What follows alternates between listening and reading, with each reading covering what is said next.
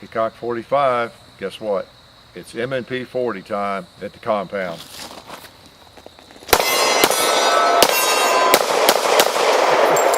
Nice.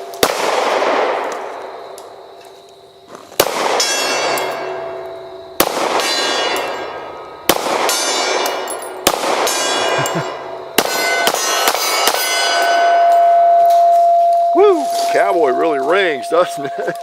Yeah, this is a 40 caliber M&P. We've done the M&P 9. This one, guess what? 40 caliber, of course. And this gun is compliments of Bud's Gun Shop, you know, our major sponsor. So we appreciate that. In fact, this is a police trade-in, and you got a bunch of them if you have interest in it. It's you know, Smith & Wesson, so it has a lifetime warranty. No matter how much it's been used, and they're transferable, as I understand, all the Smith & Wesson warranties on their firearms. And then, of course, when you get something from Bud's, if you don't like it when you inspect it in the box or out of the box, you just send it back on their dime. They will pay to have it shipped back if you decide you don't want it. You know, right there in the gun shop. So, not a lot of risk, and you can get sometimes a really nice firearm, of course, for a good price. So anyway, let's go up here and look at it. Okay. M&P 40. You could tell it's hitting hard because it's a 40 caliber.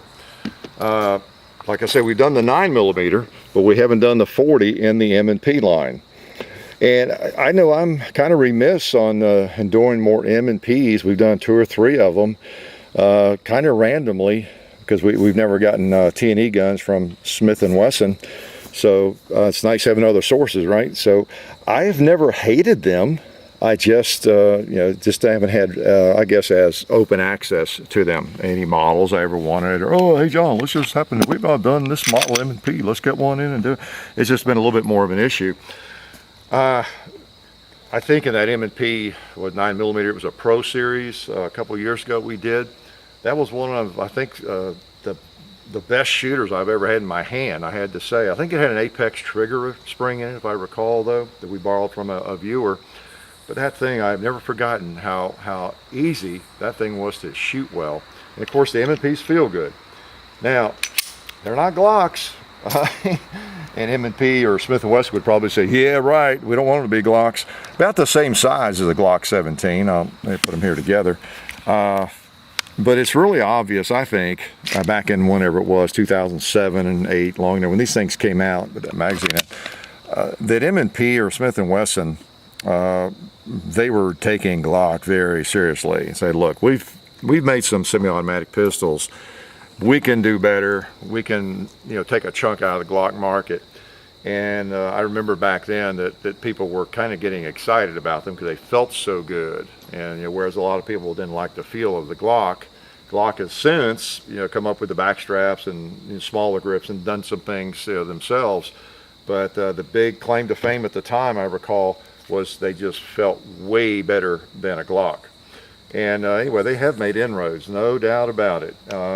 I know some people that compete, and you know, they shoot M&Ps, and they're gun guys. So, you know, and most people, I think, will shoot a Glock if they're shooting polymer, but a lot of people do use the M&P. So anyway, of the firearm, I think I mentioned that in the 9mm video we did with the Pro Series.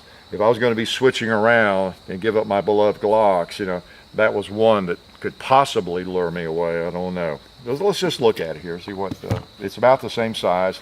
The slide's a little heavier. The gun's a little bit heavier than a Glock, and the slide's a little bit thicker than a Glock slide in 9mm or 40, okay? But in terms of frame and everything and the holster fit, there's not a lot of difference. The M&P 40 has great serrations, I will say that. That's a positive thing. One of my pet peeves is any pistol that has pathetic serrations that you don't really get a good bite on. Those you get a good bite on, and they don't put them up front. I don't really care for them up front so much. Okay, you've got your rails, like the Novak style sights there. Those are pretty cool, 3-dot sights. It has night sights.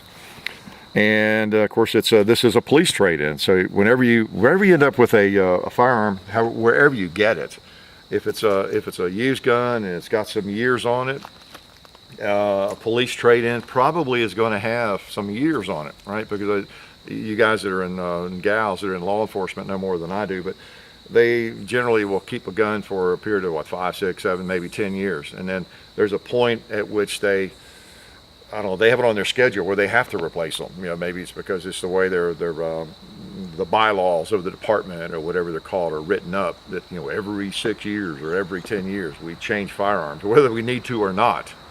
Okay, and so lots of times a lot of good guns end up being dumped onto the market in various places. That are still, of course, very good guns. But now your night sights, you know, you always say, I think, what's the half-life on those? That tritium insert, about 10 years that you can be pretty safe with those. It's going to be okay. And then after that, it's kind of a crapshoot. You never know. So, but anyway, this is so it does have the night sights, but you'd never know. If I were getting buying a used gun that had some age on it, or especially a police trade-in, I would say, oh, good, it's got night sights. Let me check them out. Yeah, got some life left, but you know, who knows how much it is. So I would assume they're going to be going out on me, or getting so dim that they're not going to be true night sights for very long. What else about the M&P? Let me take the thing apart. If you're not familiar with the M&P, or you haven't seen our other intriguing videos on the M&P, and of course we're clear. Let me show you the inside of these things. Of course, they are Glock-like, no doubt about that. Like I say, Smith & Wesson, you know, it's had some, when they entered the semi-automatic world years back, with some of those, gosh, what, the 5906, I think it was, and the Sigma, and some of those, not bad guns, but I don't think they ever really caught on in a big way, at least in the commercial market. Maybe in the police market they did. But when they came out with this, there's no doubt about, you know, you got your firing pin block there. They are very much like the Glock in some of the good ways, for sure. And a lot of people would say they have some improvements over the Glock in different ways. They break down a little bit easier for some people. The grip and frame and everything is, generally speaking, not many people would pick up one of these and pick up a Glock and say that the Glock feels better. And I might, because I'm used to the Glock, but they do really, you know, feel good.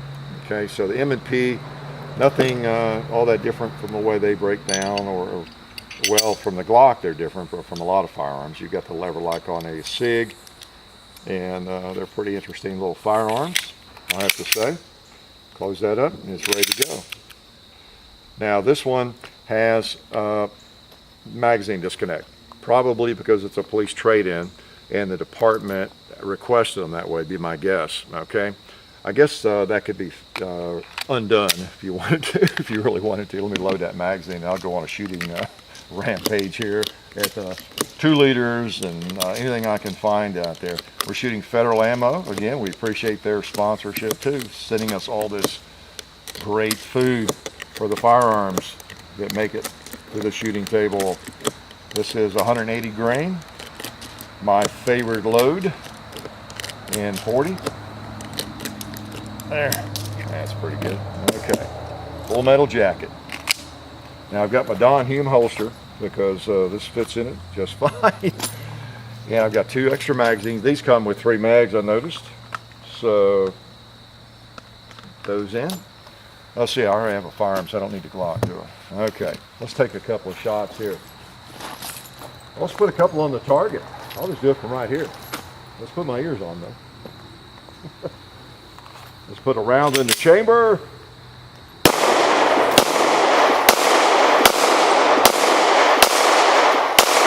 M&P 40, all right. Oh man, nice. Woo. Smoke a little pot. All right, it's dried out enough. We're actually going to get some smoke. Ah, nice ricochet or bounce.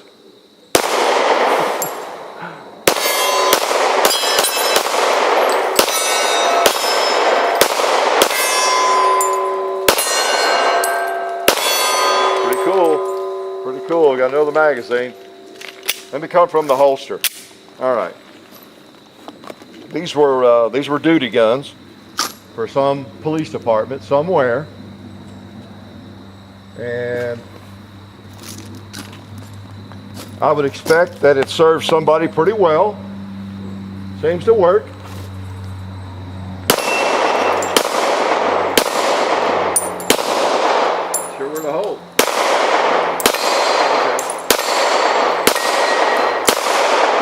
too low. Well, I'm out of ammo, so it doesn't matter where I hold. If I have no ammo, it doesn't. It's amazing how quickly you run out of ammo. The M&P 40 comes with a 15 round magazine. Okay, if it's in 9, I think it holds 17. And kind of like the Glock 22. This is pretty much the counterpart to the Glock 22. Even though I have a Glock 17 out here, which for most of you know maybe that the Glock 17 is the same as the Glock 22 40 caliber. It's just a different caliber. Okay, so they're same size. That's why I have it out here comparing. But the Glock 22, which is 40 caliber, same size as this gun, it holds 15 as well, 15 plus 1. Right, so very comparable in a lot of ways. The M&P series is, I think it's been pretty successful for Smith & Wesson. I would say they finally got it kind of right. Okay, I have never been impressed that much. I know I'll offend some people with Smith & Wesson semi-autos. I never have. I just never could develop any fondness at all for those. That series they had back in the, what was it, 70s and 80s, the 5906 and the Model 59 or any of those. Probably because they were double to single action, I guess. And I shot somebody somewhere at a match one time, took a couple shots, and it was just a horrible experience for me. I just wanted to pull it off target because I was busy shooting 1911s and Glocks, you know, all the same trigger pull, and I just didn't like it at all. And you know, I've owned a lot of different firearms that have come and gone. I've never owned, let's see, make sure I'm, yeah, I have never owned a Smith & Wesson semi-automatic during any of those years, the Sigmas or those 500 series or any of those. I just never was fond of them. I guess I did trade and had one of these in the 40C briefly, but I've not really been owned these. These would be the closest, I guess, to a firearm I wouldn't mind owning. So well, I guess I do own this one now. They are pretty nifty guns. They shoot well. With these, and I'm not just saying that because we got this gun from Buzz. These I could live with. They're a little thicker. I still prefer the thin slide of the Glock, but these are nice guns. There are a few firearms like the FNS I had on the shooting table a while back, and I bragged on it a lot. I don't own one of those either. I could live with that firearm, and I wouldn't be too depressed. You know, if I had to have one of these or an FNS. There are some other firearms, semi-automatics, that again, I wouldn't be just totally depressed if I had to trade my Glocks for them necessarily. I wouldn't want to do it, but a lot of it is what you get used to and what you are geared up for. Once you get holsters for all these firearms, you got magazines for all these different firearms, the calibers you want and everything. It's a major transition. So you're not going to just willy-nilly, just like if you have been an M&P person for the last 10 years, or I guess it couldn't have been quite 10 years. Well, you got 4 or 5 different models and holsters to fit everything and plenty of magazines for each one. You might like a Glock okay, but you're not going to switch over necessarily just at the drop of a hat. So that's kind of the way it is. So they are nice guns, but not my favorite. Let's take a couple more shots. One of the things they do well, generally, not all of them, some of them have a mushy trigger, just like some of the older Glocks were famous for. But I've handled several that have had a little trigger work done on them. They're just marvelous, like that M&P 9 I was telling you about. Let's try a little more long range. All right. It does fit your hand like a glove, I'll have to say.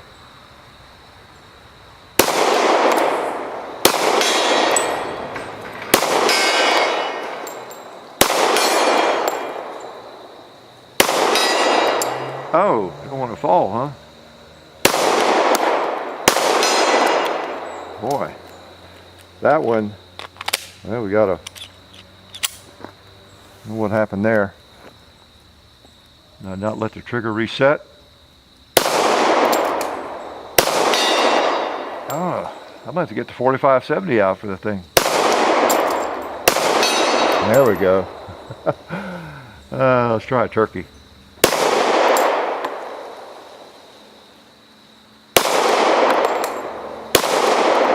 Okay, I guess I was shooting over him. I have to hold the sight up a little more than I like, but it's not bad, it's not dramatic. Well, at long range like this, doesn't really matter much.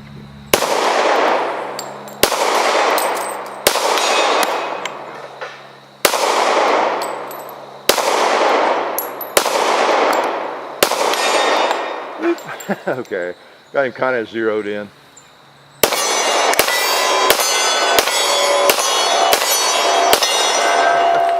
All right, let's shoot it. Let's try to shoot it fast at something, just to see how she functions here.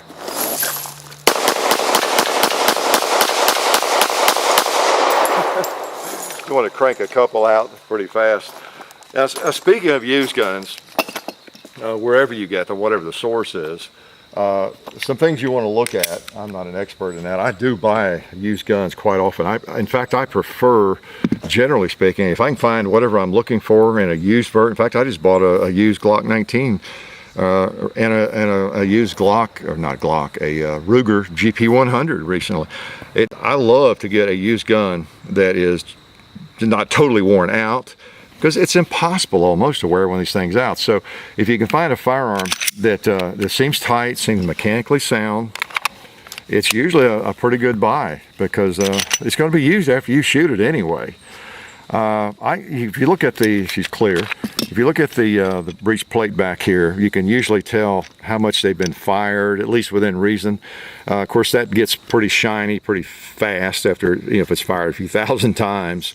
But it'll tell you if it's just been fired a little bit. If there's hardly any wear on that, for one thing. If it seems tight, you take it apart and everything fits well. The barrel locks up into the slide tightly. Look at the barrel. You can take it out on most firearms and hold up a piece of paper or a bore light and look at it, and they're usually fine. It's hard to hurt these modern firearms. I mean, what can you do? This was a duty gun, for example. I've got Glocks I've had for quite a few years, shot them a lot. I don't know what you could do to actually break it hardly, or to be really too hard on it. You've seen the torture tests on a lot of these modern firearms. So most people don't put them through torture, and they tend to work. But there's things like that you can check, and then you can just look at the overall appearance of it. And like this gun, for example, it's got a little blemish on the grip here. I don't know, just from probably wear, or I don't know, it's been in a holster a lot. But you notice there's not a lot of scratches or any deep gouges, here and there. So whoever owned it looks like they probably took pretty good care of it. So you just get kind of an impression that way. Whereas you've got one that's just looks like someone took their knife or a screw and just worked it over. Well, maybe mechanically it's not as sound either. I don't know. Sights are tight, so if you check them out. Used guns in general can be a pretty good buy. I love a good used firearm. It's rare that I will even look for a new one overused if I think my Cobra Carry. And again, I'm not just saying that. I could go down the list. My Cobra Carry was used. Of course, anytime I purchase a T&E gun that comes in here, and send Glock a check or whoever, it's used. It's shot. Sometimes shot a lot. Of course, I know the history of it when that's the case. But I wasn't afraid on that Cobra Carry, and that's 1911. And I didn't know how much the guy shot it. Supposedly not very much. But it seemed sound. I could not get it to malfunction, and it seemed tight. So things like that, you just did. I bought a lot. I probably purchased 10, 15 used Glocks over the last quarter century. So if you just check them out, you can kind of get a feel for how it operates. I would check the trigger. If I was getting a gun like this, especially something shipped into me, I would look it over carefully. I would pull the trigger. I don't care. That's the last thing I do. If I'm going to buy a gun from somebody, especially a used gun or any gun, I determine whether I really want to buy it, and if it's on a dealer shelf or whatever. But before the deal is closed, at least at that point, the last thing I want I think I want that firearm. I'm ready to buy. There's one thing that could kill the deal if the trigger's horrible or something. So 99 times out of 100, then you'll go ahead and try it. And so then on this one, you put the magazine in, you try it. Okay, here's my money. So anyway, just a couple of tips on used guns, and some of y'all might have some good tips you can include in comments about used firearms in general. I guess we all should talk more about that. But anyway, pretty neat little gun. Can I shoot it one more time? Let's just load one more mag here at least before it gets dark on me. What else did I not point out about it? A couple of things probably. I'm not an M&P expert. I'm going to give you my impressions of it. This does have the ambidextrous slide lock there. You notice it's on the right and the left side. Okay, and then also your mag release can be moved over to the other side. And your slide lever we talked about. You got replaceable straps. Now this one, again, this was a police trade-in, and there's a little bit of a luck of the draw in that it did not have any replaceable grips panels there. Okay, and it's pretty much came with 3 mags, and that is it. I believe I don't know, these things, these new sell for about $5.50, I think. So you can save a couple $100 by taking a chance. It looks like, I don't, depends on where you find it, but a couple $100, and it's up to the shooter. What you want, if money is no object, maybe you want to buy a new one, and if you're not afraid of a used firearm, it's just an option. Let me take just a couple more shots. I like the trigger fine. There's something about it, where it breaks. It breaks a little further back. I put an empty mag in it. It breaks. Yeah, my large hand. What I need, I think, what I would prefer is a bigger back panel on it to give me a little more length of pull. For an average person, this would probably feel pretty good. But if you have large hands, it doesn't feel quite as good as where the Glock breaks. Yeah, the Glock breaks a little bit further forward, but I've got a bigger back strap on that, so that's just a little added information there. No charge for that. About 40 rounds, 180 grains. Okay. One more shot here. Got your loaded chamber indicator on these. You've seen these before. There's a hole there, kind of a witness hole, whatever they call that. So that's kind of nice. Your rear sight's adjustable for windage. Well, the front one too, I guess you could drift it. All right. It's kind of a big old gun, and most people would not think of one of these for concealed carry. But then again, a lot of people are offended by that whenever you mention that you need a smaller, the compact version. Well, for one reason, as you can see, I don't have the ideal concealment holster, but I mean, if I want to pack this gun around, I could do it, right? Just dress like this. But generally speaking, this is a full-size, kind of a duty gun. Just pull him out and get a cowboy with him.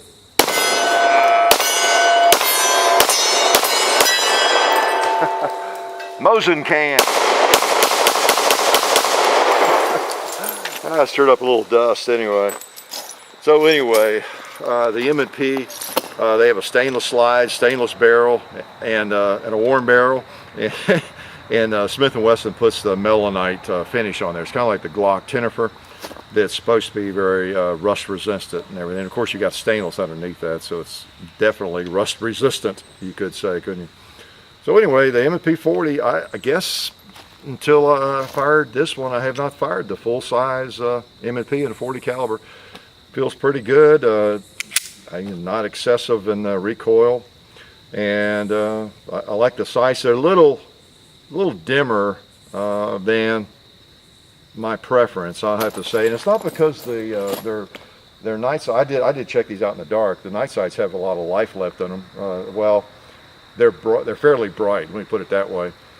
We could just stand here until it gets dark. We could just wait and see what. No, they have a fair amount of light left in them. What I'm referring to is in the daylight, and that's my pet peeve with night sights. So many of them that you can pay $80, $100, $150 for. You put them on your firearm. Here I go into a rant in the middle of a firearms video. You put them on your firearm, and if it's dark, oh yeah, great, man. It's like a Christmas tree. But in daylight, like right now, you try to find the front sight and you can't find it. Okay, it's one of my pet peeves. So many of them. I mean, most of them. They're trash as far as I'm concerned. Throw them away. I mean, I want something up there I can see. I'm spoiled, I'll admit. by that right there. When you pick that up, that front sight, look at that front sight. It's just right there. It's right there. If there's any light at all, you know, it's right there. I just love that. Look at the difference. Look at the difference. Here I go trashing the gun.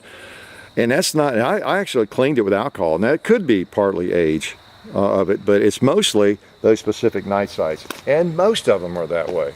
All right, so I'm not going to charge you any extra for that rant, but that's just one of my pet peeves. Front sights that you cannot see in the daylight. Night sights you can't see in the daylight. Maybe it's because they call them night sights, Hickok, you dummy. You know what I'm talking about. Anyway, the M&P 40, pretty nice gun. I'll still take my Glock, but I wouldn't fight you too hard if you force one of these into my hand, because they feel really, really good and they shoot well. They really do. So the M&P 40, I was good.